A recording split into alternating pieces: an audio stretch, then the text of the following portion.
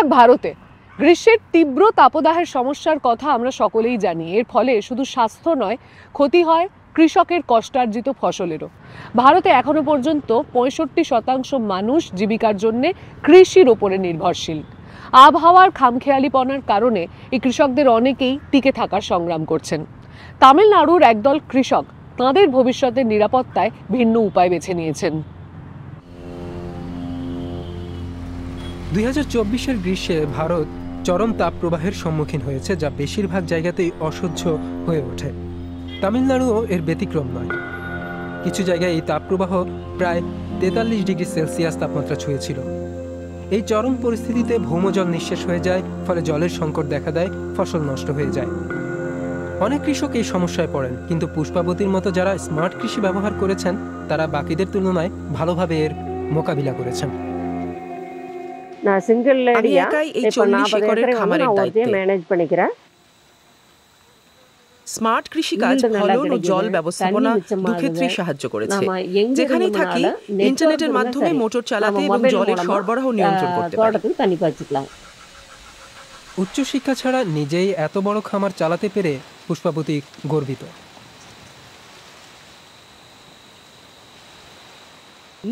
Motor of பண்ணனும் தண்ணி தேவையில்லை அப்படினு பாத்தீங்கன்னா এই অ্যাপ দিয়েই আমরা মোটর চালাতেও বন্ধ করতে পারি।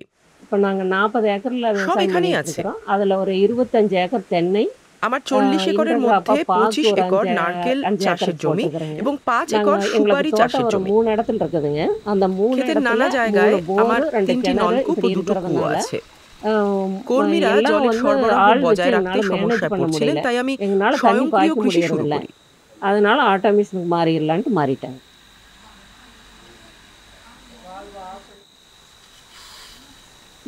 இப்ப நீங்க பாத்துக்கிட்டு இருக்கிறது நம்ம ஸ்மார்ட் ஃபார்மிங் செட்டப்। இப்போ ஃபர்ஸ்ட் இது மெயின் லைன் প্রধান সরবরাহে দুটি ছাঁকনি আছে। நின்னது அப்படினால தொட்டிக்குள்ள தண்ணி போகாம இருக்கறதுக்காக এনআরভি মাটি இருக்குறோம்। அதுக்கு பின்னாடி সময় এগুলো জলকে জলাধারে ঢুকতে বাধা দেয়। কানেকশন கொடுத்திருக்கிறோம்। இப்போ தண்ணி எப்படி অটোমেটিক্যালি கொடுத்திருக்கிறோம், জলের প্রবাহ পরিমাপ করে এবং এখানে একটা ভালভ সংযোগ আছে।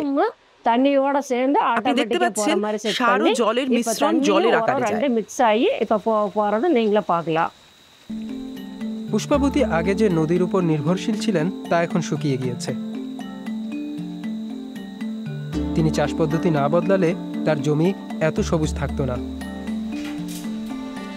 আধুনিক কৃষি পদ্ধতিতে কুয়োর জল নিয়মিত সেন্সরের মাধ্যমে পর্যবেক্ষণ করা হয় এবং যতটা দরকার ফসলে ঠিক ততটুকুই জল দেওয়া হয়। কোয়েম্বাটুরের একটি সংস্থা এই ধারণাটি নিয়ে এসেছে। 2005 থেকে তারা স্বয়ংক্রিয় জল ব্যবস্থাপনার কাজ করছে। নিজেদের সফটওয়্যার সংক্রান্ত দক্ষতাকে তারা সরাসরি মাঠে কাজে লাগানোর উপযোগী করে তুলেছে। তামিলনাড়ুর ক্রমবর্ধমান খরার সমস্যা সমাধানের জন্য তারা সবার জন্য সহজলভ্য একটি অ্যাপ বানিয়েছে। বর্তমানে 5000-এরও বেশি কৃষক এই অ্যাপ ব্যবহার করেন। সফটওয়্যারের এই প্রযুক্তি পুষ্পাবতীর মতো হাজার হাজার কৃষক ব্যবহার করছেন। কৃষক শিক্ষিত না অশিক্ষিত, দক্ষ না অদক্ষ, তার উপর এটা নির্ভর করে না। এই অ্যাপ ব্যবহার করা খুব সহজ। একবার ছুঁয়ে পুরো ব্যবস্থা চালানো সম্ভব। অ্যাপ வந்து ইউজ பண்ற மாதிரி தான் இருக்கு। যে কেউ এটা ব্যবহার করতে পারে। বড় আকারের কৃষি খামারের জন্য কর্মী সংকট একটি বড় সমস্যা। এক্ষেত্রে স্বয়ংক্রিয় কৃষি ভালোভাবে সাহায্য করতে পারে। நம்ம விவசாயம் பண்ணனும்னா கண்டிப்பா ஆட்டோமேஷன் ইউজ பண்ணாதான் முடியும்। দক্ষ কর্মীর অভাব রাজ্য জুড়ে একটি বড় সমস্যা, কারণ অনেকেই কৃষি কাজ ছেড়ে অন্যত্র যাচ্ছেন। এই সমস্যা সমাধানে স্মার্ট কৃষি ব্যবহার করছেন এমন আরেক কৃষকের কাছে গিয়েছি আমরা। மேனுவலா நம்ம பண்ணும்போது அந்த எம்ப்ளாயி ஒர்க் பண்ணாம இருந்துட்டாரு, வெளியே போயிட்டாருன்னா 1 மணி நேரம் 2 மணி நேரம் ஒரே இடத்துக்கு தண்ணி பாய்ஞ்சிரும்। அடுத்து வந்து தண்ணி வந்து ஷார்ட்டேஜ் ஆயிரும்। যেমন நம்ம பிளான் பண்ணிருக்கோம் 4 ஏக்கருக்கு வந்து ஒரு 4 லட்சம் லிட்டர் நம்ம பிளான் பண்ணிருக்கோம் அப்படின்னா ஒரே ஏக்கர்ல 1 லட்சம் லிட்டர் போயிடுது அப்படின்னா அடுத்து நம்ம தண்ணி பத்தாம போயிடும்।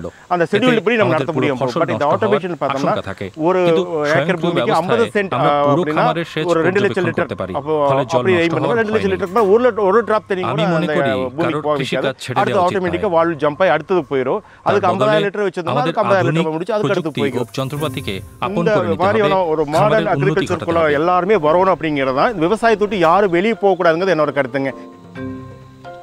তামিলনাড়ুতে প্রায় 60 লক্ষ হেক্টর কৃষি জমি আছে। কিন্তু খরার কারণে ভবিষ্যৎ আশঙ্কার মুখে। পুষ্পাবতীর মতো স্মার্ট কৃষকেরা এর মোকাবিলায় প্রস্তুত।